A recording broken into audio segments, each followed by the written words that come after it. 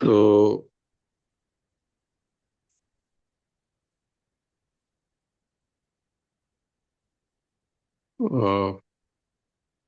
जब गीता जी का पाठ करते हैं और फिर आज सोमवार है, इसलिए आज सुबह प्रातः काल जो प्रार्थना प्रवचन हुआ उसी की बात करेंगे हम लोग।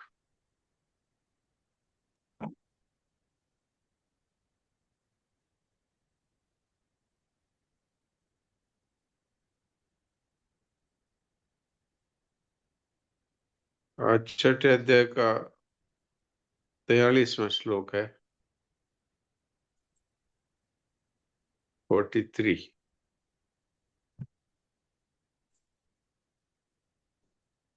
तत्र तं बुद्धि संयोगम लभते पौर्वदेहिकम् यत् ते च ततो भूयः संसिद्धौ कुरु नन्दन।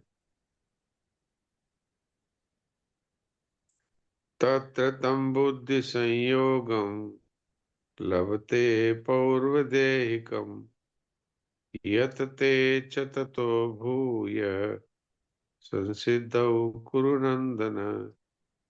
हे कुरु नंदन, वहां पर उसको पिछले मनुष्य जन्म की साधन संपत्ति अनायास ही प्राप्त हो जाती है। यतते च ततो भूय संसिद्धौ कुरु नंदन।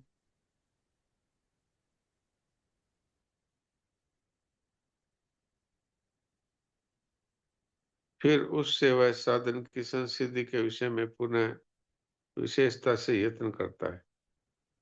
योगियों के कुल में जन्म लेने वाले साधक की बुद्धि में पूर्व जन्म के बैठे हुए संस्कार स्वतः जागृत हो जाते हैं। पहले किया हुआ साधन उसे बिना परिश्रम प्राप्त हो जाता है। सांसारिक संपत्ति तो मरने पर सर्वथा छूट जाती है, पर पारमार्थिक संपत्ति मरने पर भी विसात जाती है। कारण की सांसारिक संपत्ति बाह्य है और पारमार्थिक संपत्ति आंतरिक। स्वयं में बैठी बात नष्ट नहीं होती।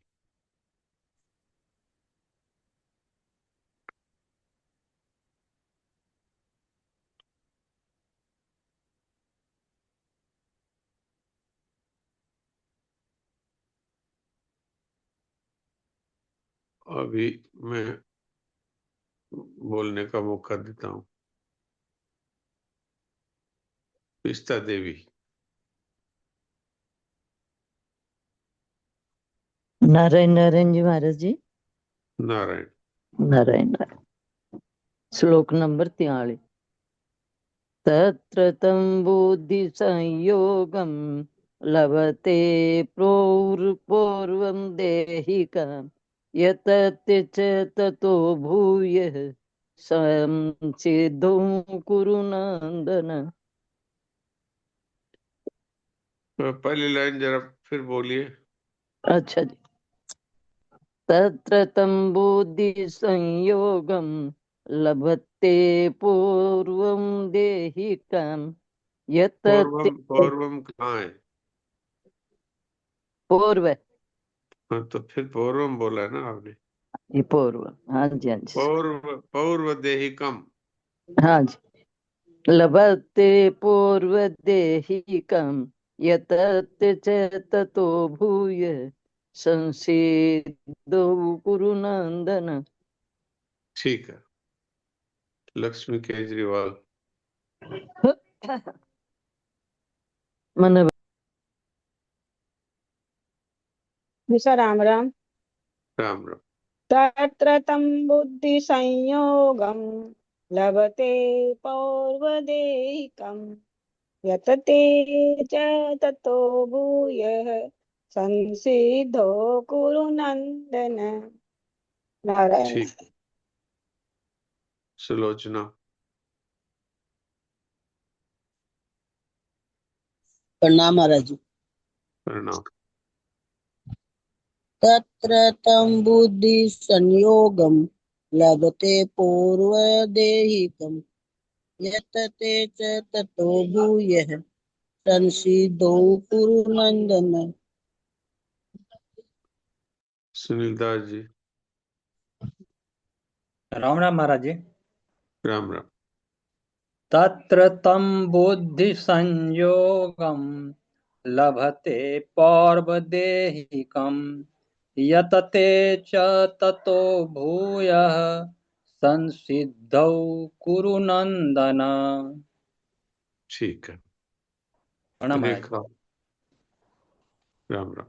राम राम, प्रणाम जी सब। राम राम। तत्र तं बुद्धि संयोगं लभते पौर्वदेहिकं यत ते च ततो भूयः संसिद्धौ कुरु नंदन। नारायण नारायण। ठीक है, बहुत अच्छा। गायत्री।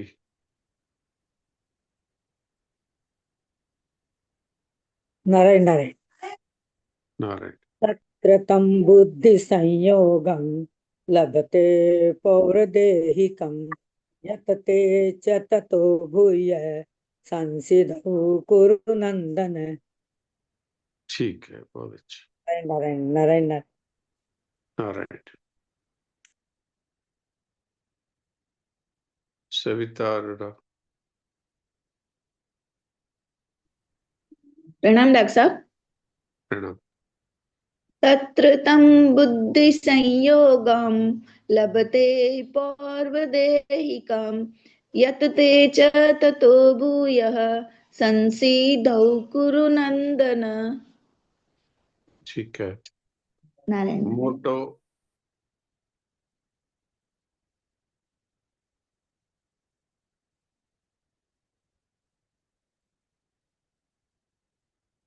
हाँ बोलिए।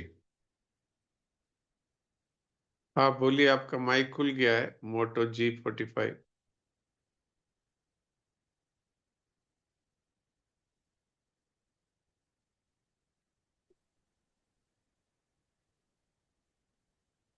मोटो G45, आपका माइक खुला है, आप बोल सकते हैं।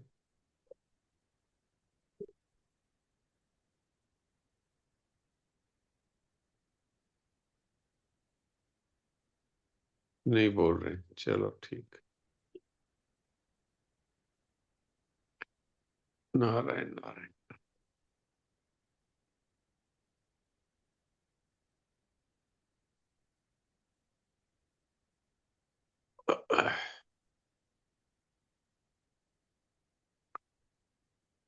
तो अभी हम लोग आज प्रातःकालीन प्रवचन के बारे में बात करते हैं। कालूराम जी को मैं बोलता हूँ, वो बोलेंगे। हाँ कालूराम जी बोलिए।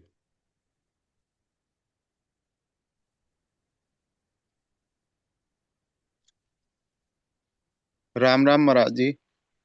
राम राम।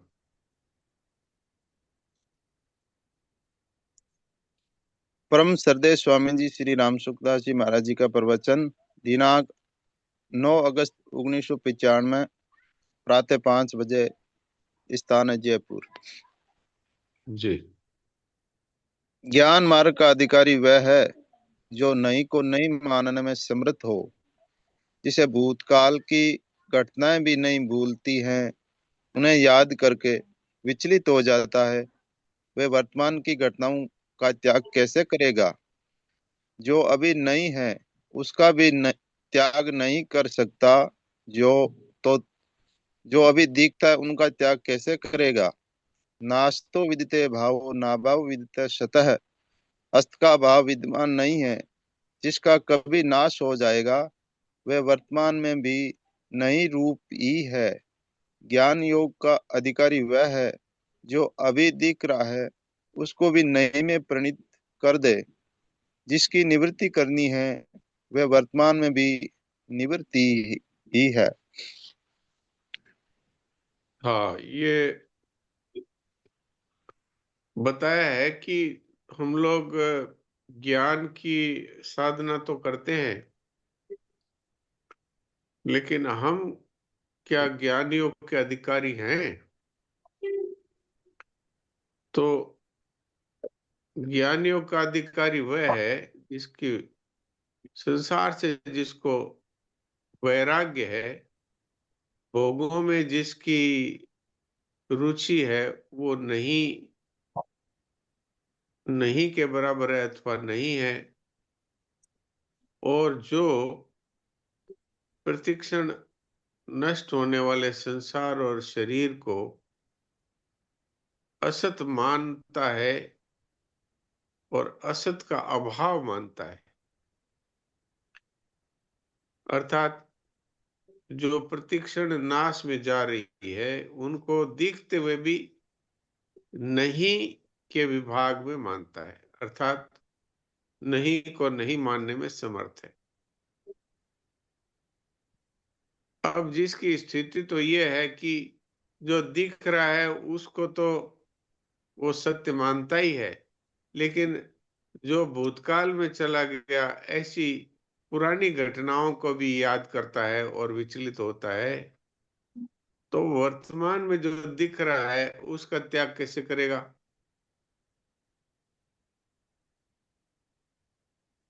तो जो दिखाई दे रही है पर नष्ट हो रही है उसका जो अभाव मान सकता है, अर्थात अभाव मान लेगा तो न तो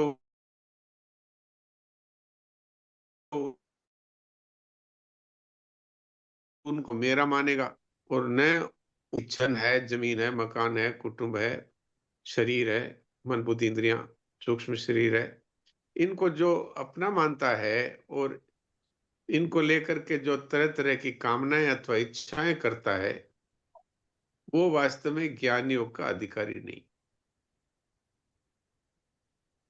तो जो अत्यंत वैराग्यवान है, जिसकी बुद्धि तीक्ष्ण है और जो संसार को नाश में जाते हुए देख करके इसका अभाव ही स्वीकार कर लेता है, अर्थात इसको नहीं मान लेता है, वही ज्ञान योग का अधिकारी है।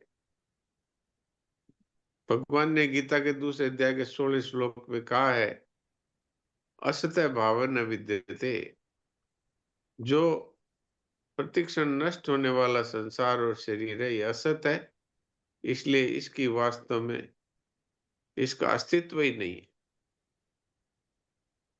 तो आदि दिखते हुए संसार का भी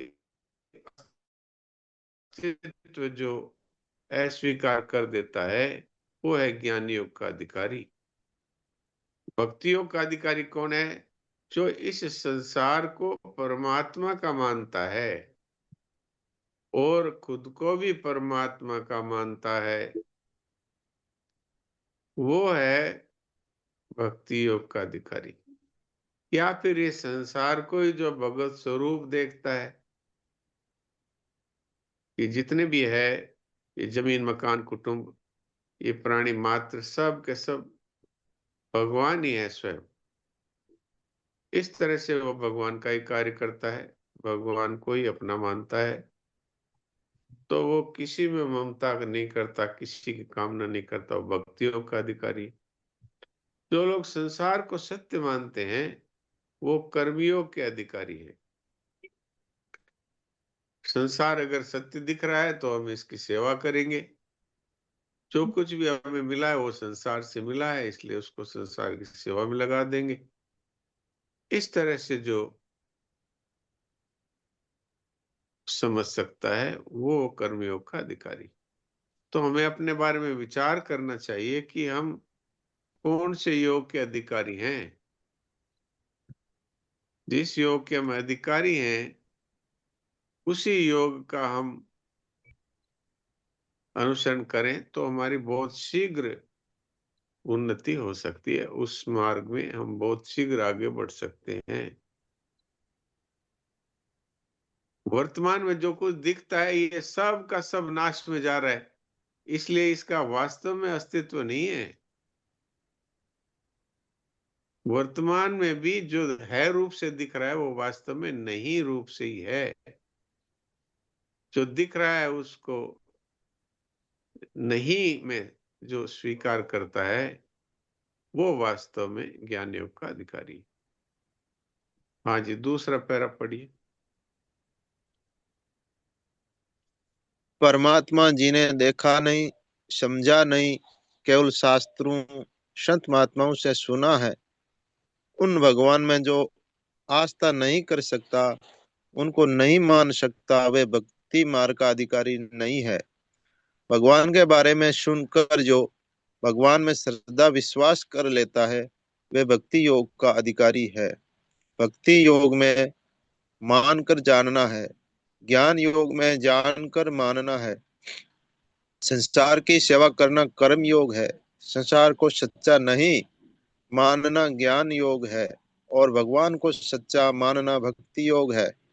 किसी भी योग मार्ग से चले, तीनों का एक ही नतीजा होगा, सत्संग और नाम जप सब योग मार्गों में सहायक है। हाँ, तो ये भक्ति मार्ग की बात बताई है कि ये विश्वास मार्ग है। विश्वास मार्ग क्या है कि परमात्मा ऐसे प्रत्यक्ष दिख नहीं रहे हैं, लेकिन संत कहते हैं, शास्त्र कहते हैं, संत कहते हैं कि भगवान है, शास्त्र भी कहते हैं कि भगवान है। तो जो संत और शास्त्रों पर विश्वास कर सकता है और इस तरह से भगवान का अस्तित्व मानता है, वो भक्तियों का अधिकारी है। और जो संत और शास्त्रों में सहायता, जो संत और शास्त्रों में विश्वास नहीं करता, वो वास्तव में भक्ति मार्ग का अधिकारी नहीं। भगवान के बारे में सुनकर जो श्रद्धा विश्वास कर लेता है कि भगवान है और मिले हैं और मिलते हैं और मुझे भी मिलेंगे, वह भक्ति योग का अधिकारी। भक्ति योग में पहले माना जाता है कि भगवान है और फिर भगवान को वास्तव में पा लेता है।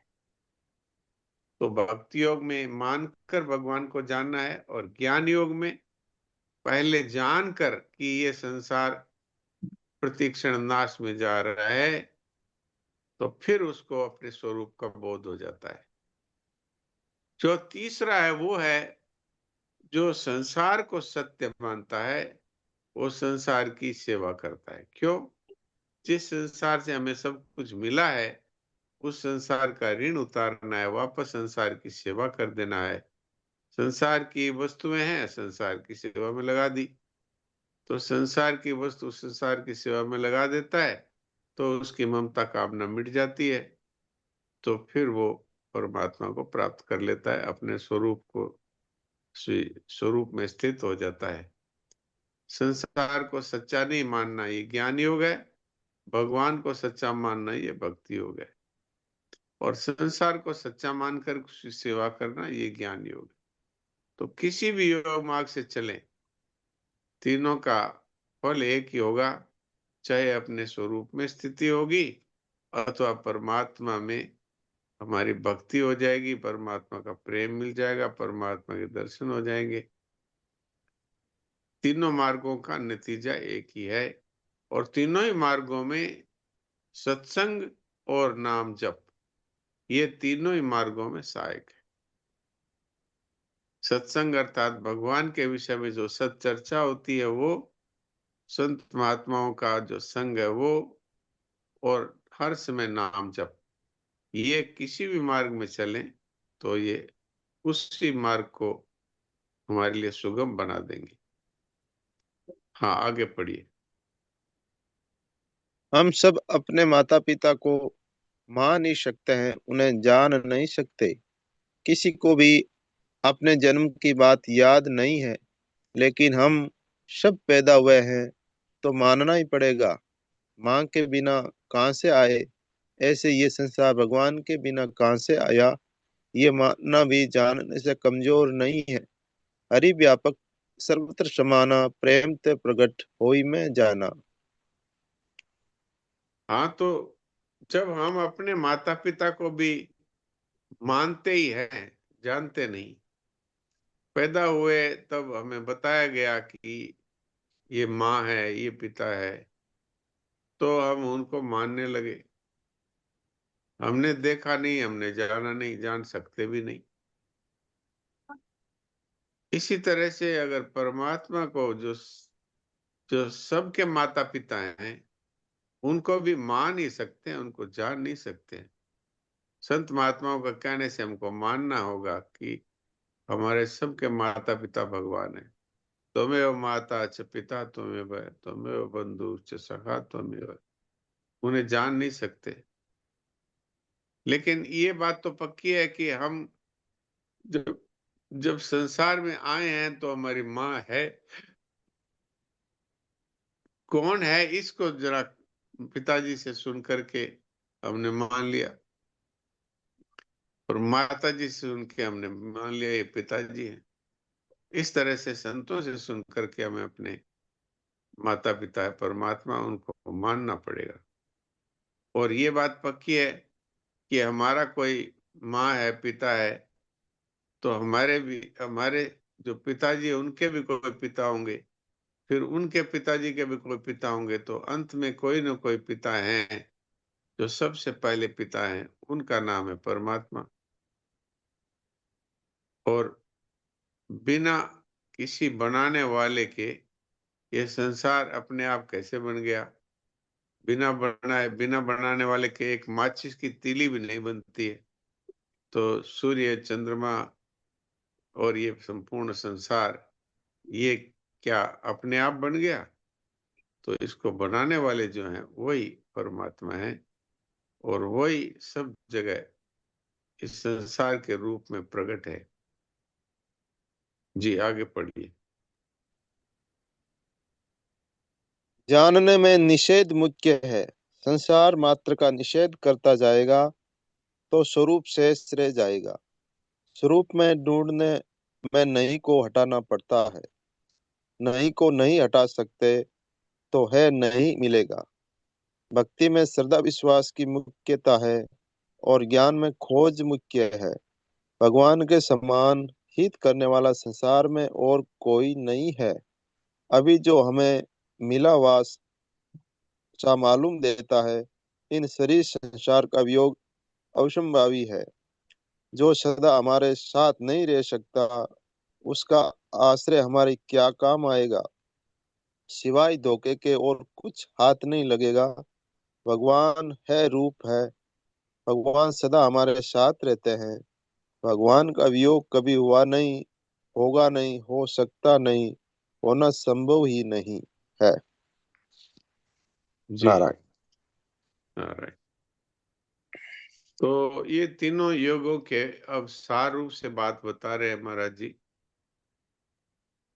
कि जब हम ज्ञान योग में आगे बढ़ते हैं तो इसमें जानने की मुख्यता है। तो जानने में निषेध है वो मुख्य है। निषेध क्या है?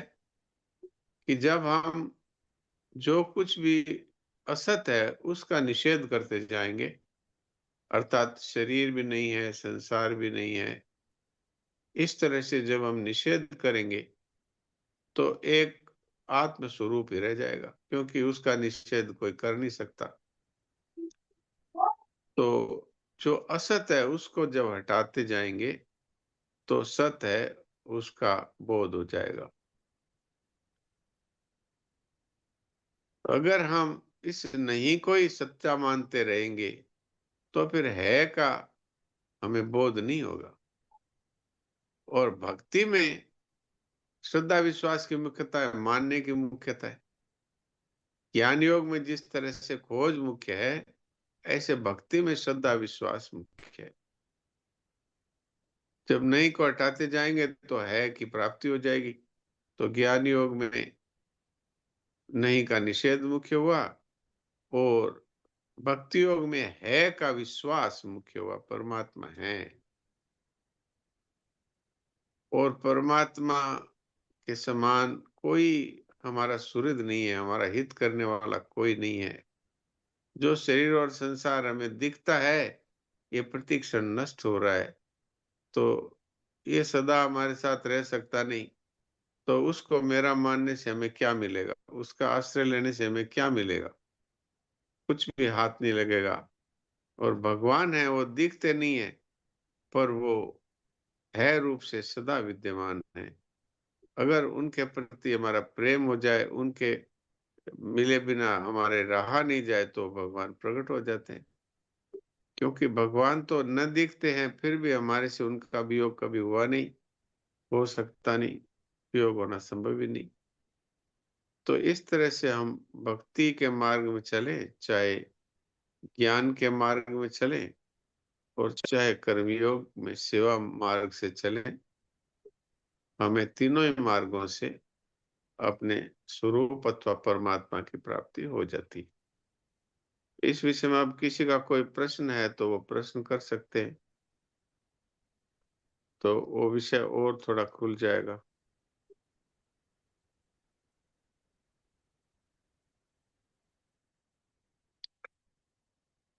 नारायण नारायण नारायण।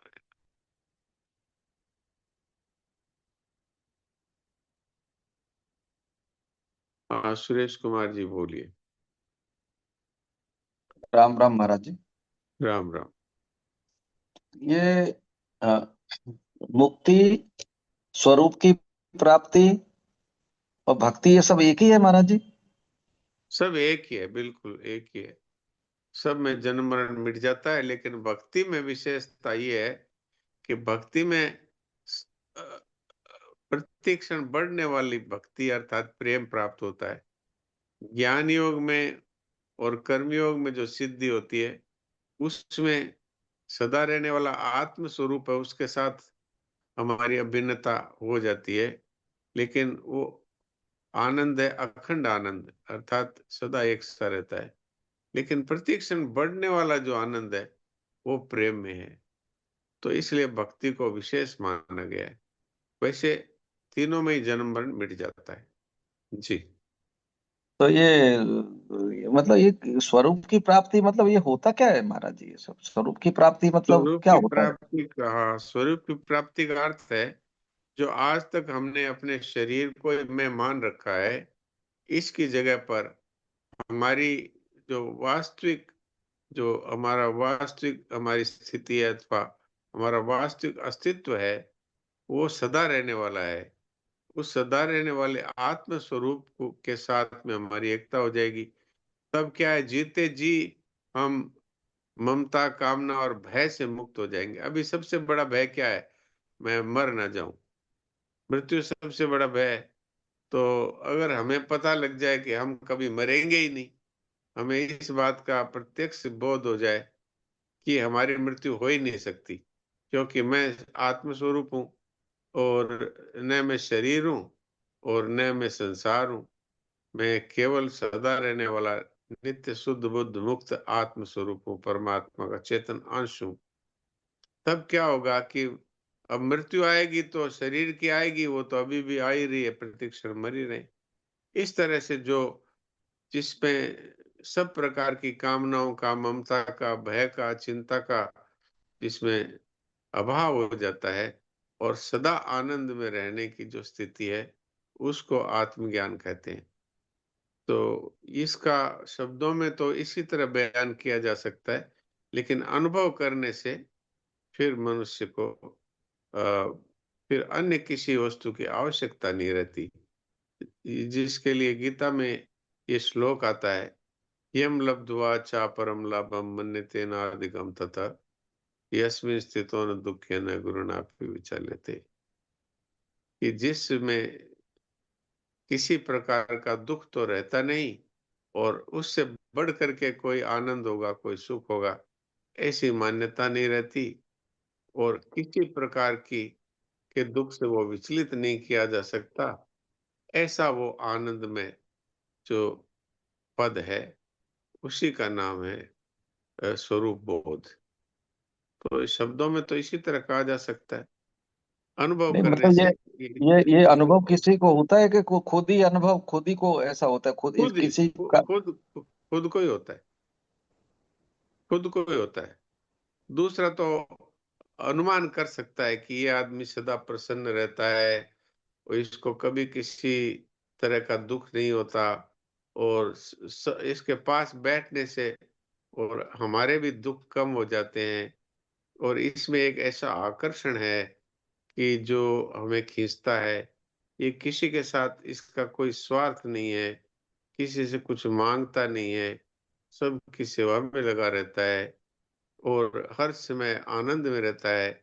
कोई मर जाए तो भी इसका कोई फर्क नहीं पड़ता, कोई मिल जाए तो फर्क नहीं पड़ता, कोई बिछड़ जाए तो फर्क नहीं पड़ता, धन चला जाए तो फर्क नहीं पड़ता, रोग आ जाए तो फर्क नहीं पड़ता, किसी प्रिय का वियोग हो जाए तो फर्क नहीं पड़ता है। तो उसमें एक विलक्षणता हमें दिखाई देती है, उसको महात्मा कहते हैं यहाँ संसार में। तो ऐसी स्थिति है, उसको आप और हम सब अभी बहुत शीघ्र प्राप्त कर सकते हैं। अब इन तीनों मार्गों से किसी एक मार्ग में हम चले, जहां जहां कठिनता हो, आपस में साधक लोग बैठ करके प्रश्नोत्तर करके विचार विमर्श करके उस स्थिति को प्राप्त कर सकते हैं। जी, राम राम महाराज। राम राम राम राम। हाँ सविता जी, आप बोलिए। डॉक्टर साहब थोड़े थोड़े तीनों मार्ग से चलते हैं, कभी तो सेवा हो जाती है, भाई कर्म योग सेवा करनी चाहिए, बदले में कुछ नहीं चाहिए, और कभी तो कि भाई ये झूठ संसार शरीर सब असत है, ये भी हो जाता है, भगवान से प्रेम भी। तो तीनों मार्ग में चलते हैं, एक मार्ग में ही चलना जरूरी है क्या? एक मार्ग में चलें तो बहुत शीघ्र मनुष्य को सिद्धि होती है, लेकिन तीनों मार्ग साथ साथ रहते हैं, पर जी एक की प्रधानता रहती है। जो भक्ति योग का जो साधक है, वो भगवान को ही सब कुछ मानता है, लेकिन उसको संसार की सेवा भी उसमें साथ रहती है, इसलिए कर्मयोग भी रहता है। जी और वो संसार को ऐसा मानता है कि ये जो दिख रहा है ये वास्तव में नष्ट हो रहा है, इसलिए उसको ज्ञान योग भी साथ रहता है। जी तो साथ तो तीनों योग रहते हैं, लेकिन मुख्यता एक की रहती है। जी जी जी।